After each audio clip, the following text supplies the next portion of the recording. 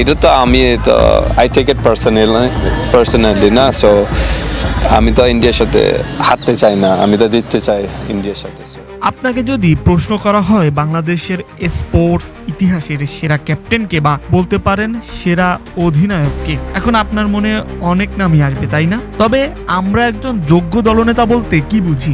Sports জগতে একজন যোগ্য অধিনায়ক বলতে আমরা সাধারণত উইনিং রেট যার অধীনে তার দল বেশি সংখ্যক ম্যাচ জিতেছে এমন কাউকেই বুঝি, তাই না? তবে এর পাশাপাশি উপস্থিত বুদ্ধি আর সঠিক সময়ে সঠিক সিদ্ধান্ত নেওয়ার ক্ষমতা একজন অধিনায়ককে আরো অসাধারণ করে তোলে।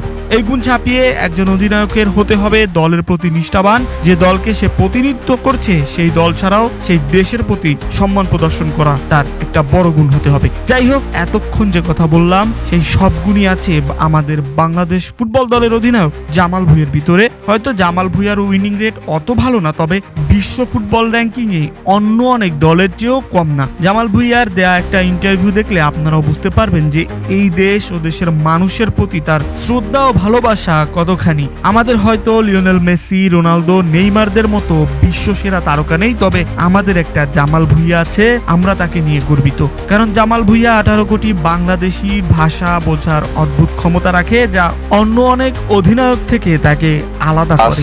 10-15 বছর আপনি যদি দেখেন, ব্রাদার্স সবসময় লিগ টেবিলের নিচে ছিল, তো এই বছর আই থিঙ্ক 5 or 6 এখন। সো এটা একটা ভালো পজিশন, কিন্তু আমরা চাই আরো ভালো করতে হবে। শুনলাম 9টা গোল করছে, সো অফকোর্স আর উনি স্ট্রাইকার খেলতেছে, সো এটা অনেক পজিটিভ মানে জিনিসটা। একটা নতুন প্লেয়ার আসছে, সবাইকে সারপ্রাইজ দিছে। ইব্রাহিম ফিরে আসছে, তারেক, আমি, সো আই থিঙ্ক 4-5টা প্লেয়ার ফিরে আসতেছে, সো আই থিঙ্ক টিমে আরো স্ট্রং হবে।